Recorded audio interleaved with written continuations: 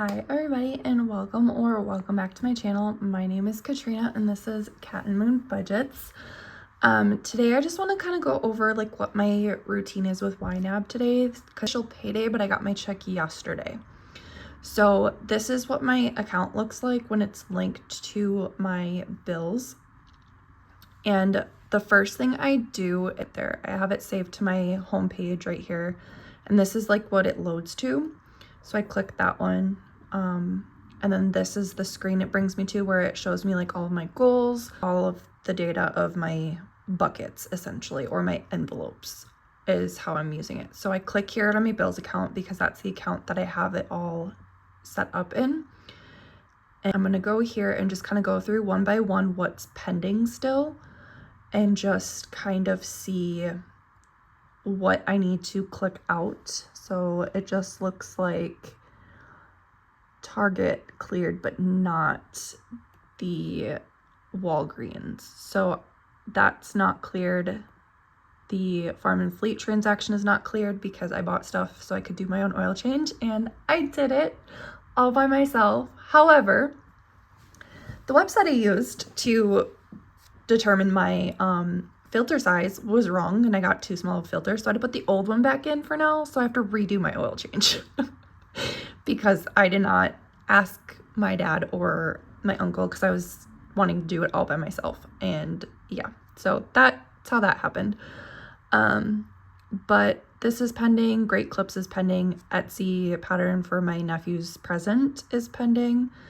So this is all checking out, and I have, this says 1460.21. So I also just scroll up here and it's $20 less than what I actually have in the bank, and that's fine because that means I just allocated something that is not showing up in my bank account because I need to check this before I check my bank account essentially.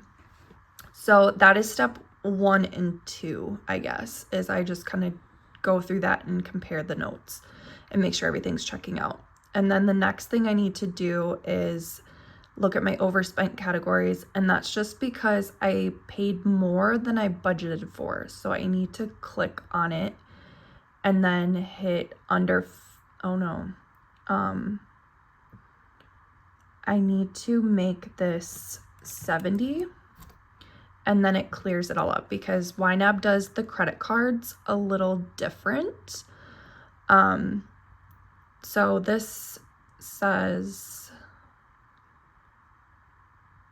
oh, I didn't add $14.62 to my thing because of having, what do you call it?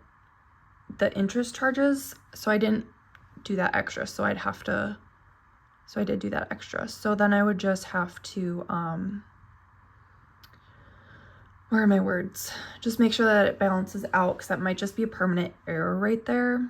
I'm not sure. So that category is okay. My variable expenses are still checking out as yellow because I haven't fulfilled the $100.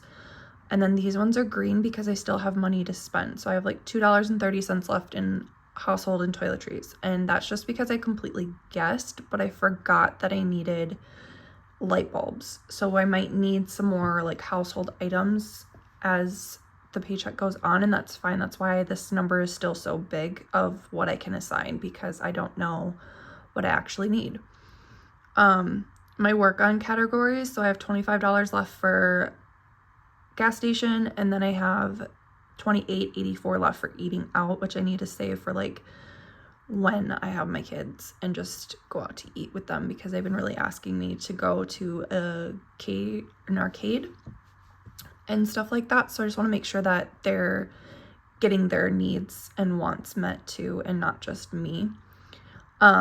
So I just filled in all these buckets that I did off of my budget overview that I have coming out tonight. I had to repost the video because it had an editing error and I didn't know that. And I was like, why is this views only so 8 and it's so low? And that's because I messed it up. So I went back and I fixed it and I re-downloaded and re-uploaded it for tonight. So that will be going out It'll probably already be out by the time this video comes out, but it's up there for you guys. And so I have $50 in clothing. I need to buy my youngest some more jeans and stuff. Allowance, this is actually 0 because he decided to cut his pants, and that money he had allocated in there is going to go towards another pair of pants. And then these are my sinking funds. So let me collapse this one. So these are my sinking funds. Let me just zoom in a little bit more. I have Our Family Wizard is at 109 out of 144, so I'm going to resume that in January. Car maintenance, I spent 131 of it because I decided to get a jack and jack stands and then the stuff for my oil change. And so that's why that was a little bit more expensive. But now I have to go back and get the right filter and another 5 quarts of oil. And maybe a different oil pan because mine was very, very messy trying to pour it into the jug. And then emergency is still at the 550. Back to school I filled with the monthly things to stay on track with it. Christmas I spent 36 of the 133, so I have 97.27 left, and I still need to get presents for my nephews and my niece and my cousin. Education, none of these are getting filled right now because they're just not really a need yet. I will have to start saving next year for a vacation in Missouri because my cousin got engaged recently, so I got to make sure I have money for that. Miscellaneous I already spent because I had a transaction from Hobby Lobby that I just didn't know how to categorize yet, so I just put it here. And then quality of life, I have $11.50 left in beauty, and then my hobbies was assigned $37.97, and that should have already been taken care of. So I have to go back and look at that. So I got it right here. $37.97 was November 30th. So I have to go back to my account and look for that transaction to see what the actual day was. And it was December 4th. So that messed up my budget a little bit. So what I do is I just go here and I can change the day. And the rest of it's the same. So then it'll reflect right here. It moved up $37.97, and then I can go back to my budget and now it'll say minus $37.97. So I don't have any hobby money left over. So that is like my process for payday, and then if it all checks out, I am done, and then I don't really look at that again until later. And I have this on my phone too, so I can always, like, if I have a craving to like stop at a gas station to get lunch or something, I can just go into my work on category and it'll show me right here what I have available to spend.